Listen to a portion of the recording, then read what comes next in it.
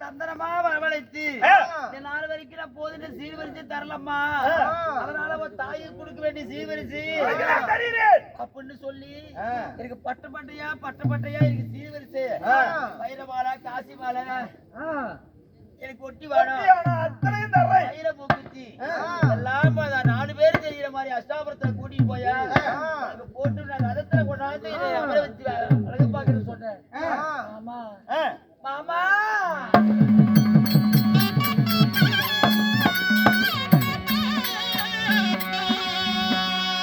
மாமா கண்ணிய கூட்டி வந்து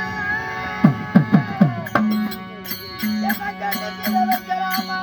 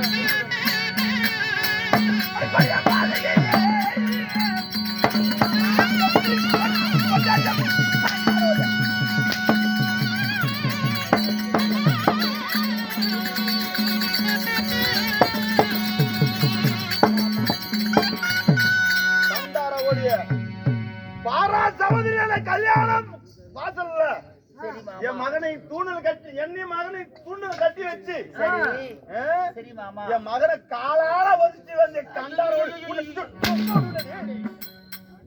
மாமா மனசுக்கு பிடிச்ச நான் மனசுல ஆசைப்பட்டுட்டு நான் மாற்றான ஒருவனை திருமணம் இந்த வாழ்க்கையில சுவை இருக்காது. அதனால என் கணவரை பார்த்த உடனே அந்த மகிழ்ச்சி சந்தோஷத்துல அதாவது உன்னுடைய மகனாகப்பட்டவன் 1000 பெருந்திரி இது விளக்க தலைமையில வச்சு உட்கார்ந்து விட்டுருந்தார்.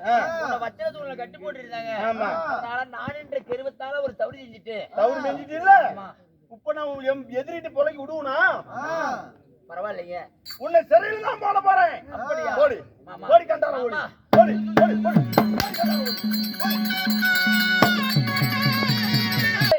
எனக்கு பிடிக்கல. சரி உங்க வருஷம் எனக்கு தெரிஞ்சு போச்சு. வேண்டாம் விடு.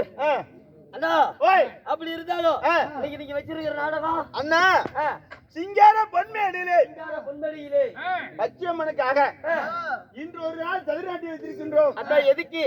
எதுக்காக?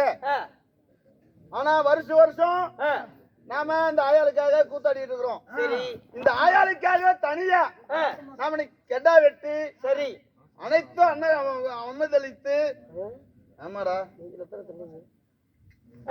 அண்ணா அவதரித்து இன்று தினத்திலே நாடகத்தை அரங்கேற்றம் செய்திருக்கின்றோம். இன்னைக்கு வச்சிருக்கிற நாடகம் ஆமா என்ன நாடகம்? இந்த சிங்கார பொன்மேடிலே மகாபாரதத்தில் ஒரு பாகமாகிய